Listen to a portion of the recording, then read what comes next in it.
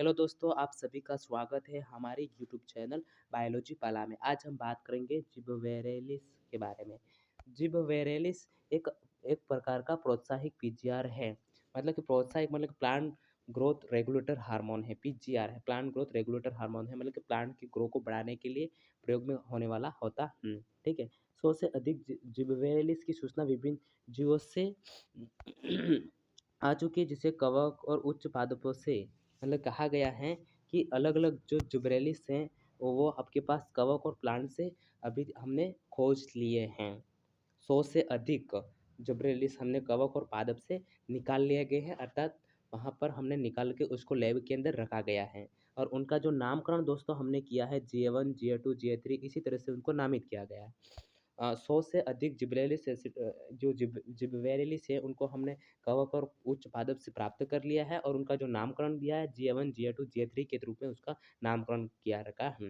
दोस्तों, अगर आप लैब के अंदर जाओगे तो वहाँ पर आपको दिखाई देंगे GA1, GA2, GA3 के जिबरेलिस, सभी जिब्रेलिस, ठीक है।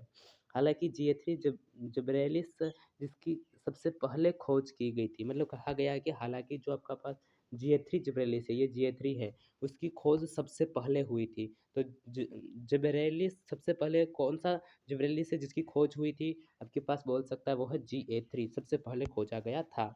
अभी भी सभी से अधिक सघनता से अध्ययन किए जाने वाला स्वरूप है। मतलब कहा गया है कि GA3 की खोज सबसे पहले की गई थी और अभी भी इस GA3 के ऊपर सघनता से अध्ययन किया जा रहा है। मतलब अभी भी उसके ऊपर डीपली लोग जो है गहराई से अध्ययन कर रहे हैं, वो है GA3 के ऊपर ही। उम और अभी हाँ, ठीक है, वो हो चुका है। सभी जीएस एसिडिक होते हैं। जितने भी आपके पास जीएस हैं, ये जो वेरेलिस हैं, वो सभी के सभी कौन-से प्रकृति के होते हैं? एसिडिक प्रकृति के होते हैं, अम्लीय प्रकृति के होते हैं।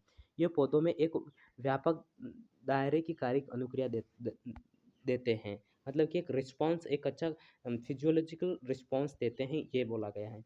ये अक्ष की लंबाई बढ़ाने की क्षमता रखते हैं। मतलब क्या करते हैं? उनकी कार्य अब जिब्रेलिस के जीएस जो होते हैं आपके पास, उसके काम के बारे में बताया गया है।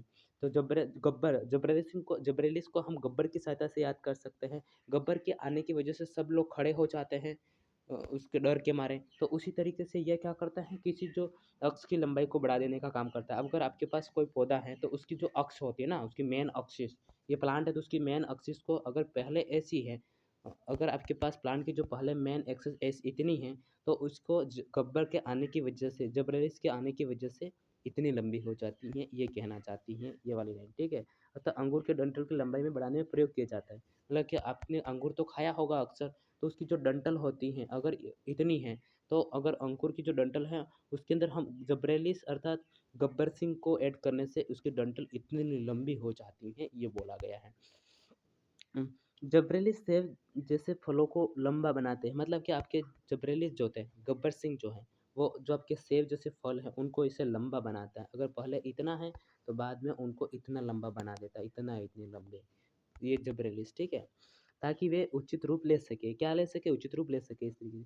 ये जर्रावस्था को भी रोकता है ताकि फल पर पेड़ अधिक समय तक लगे रहे और लगे रह सके, और क्यों लगे रह सके, बाजार में मिल सके। ये लाइन ये बताना चाहती हैं कि ये जर्रावस्था को भी रोकते हैं, मतलब कि चंद जो फ्रूट है, फल है, उनको बूढ़ा होने से रोकते हैं, उसको जवान ही बनाए रखती हैं ताकि वो फल अपने पेड़ पर ही लगे रहे और लगे रहे ताकि लंबे समय तक वो बाजार में क्या मिल सके, गिरे ना, और हमें आवश्यकता पड़ने पर हम तोड़ के बाजार में उसको ले जा सके। तो इस तरीके से फ्रूट को भी जवान बना के रखते हैं, उसको बुढ़ा नहीं होने देती हैं। GA3 को आशव शराब उद्योग में माल्टिंग की गति को बढ़ाने के लिए उपयोग किया जाता है।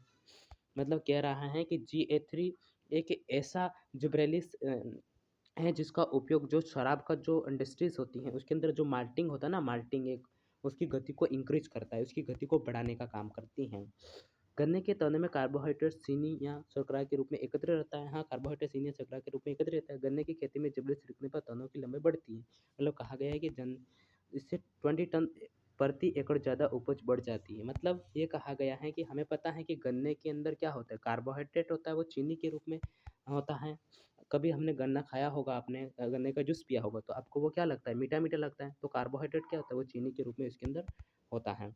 अब गन्ने के जो खेत होते हैं उसके अंदर जिब्रेलिस छिड़क दिया। उसका जो गन्ने का जो पौधा है, ये गन्ने के पौधे हैं इस तरीके से, तो उनके ऊपर क्या छिड़क दिया इस तरीके से छोटे-छोटे अपने वो ये जिब्रेलिस छिड़क दिया। तो ये जो पौधा था उसकी लंबाई होगी इतना-इतना लंबा और मोटा-मोटा हो गया इतना-इतना। पहले इतना सूखा-सूखा था, अब इतना मोटा-मोटा हो गया। तो इस तरीके से एक गन्ने के साइज़ को भी बढ़ा देता है, उसको मोटा कर देता है और उसकी रस जिससे 20 टन प्रति एकड़ ज़्यादा उपज बढ़ जाती है और उसकी 20 टन प्रति एकड़ ज़्यादा उपज बढ़ गई है। जीएच छिड़कने पर किशोर शंकु वृक्ष पर परिपक्व तीव्र गति से होती है। मतलब कि आपके पास ये छोटा सा पौधा है, तो इसके ऊपर आपने छिड़क कर दिया है जिब्रेलिस। उसके छिड़कने की वजह से आपका पौधा बहुत जल्द एकदम जवान हो गया, मतलब किशोर आ गए, जवान हो गए। उसके ऊपर बहुत जल्द रूप से फूल लगने लग जाएंगे। क्या लगने लग जाएंगे? फूल लगने लग जाएंगे। ये वाली लाइन थी दोस्तों, ये बहुत इंपॉर्टेंट लाइन है, याद रखिए। नीट के अंदर पीवाई के रूप में आ चुकी है। अतः बीज जल्दी ही तैयार हो जाता है। बीज भी बहुत जल्दी तैयार हो जाता है। जिब्रेलिस, चुकंदर, पत्ता गोभी एवं अन्य रोजेटी जो सभा वाले पादपों में वोटिंग को बढ़ा देता है।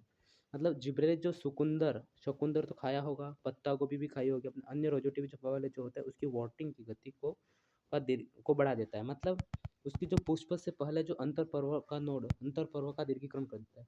ये अंतर पर्व इंटरनोड जो होते हैं ना, यहाँ पर एक नोड होता है, इंटरनोड यहाँ पर होते हैं।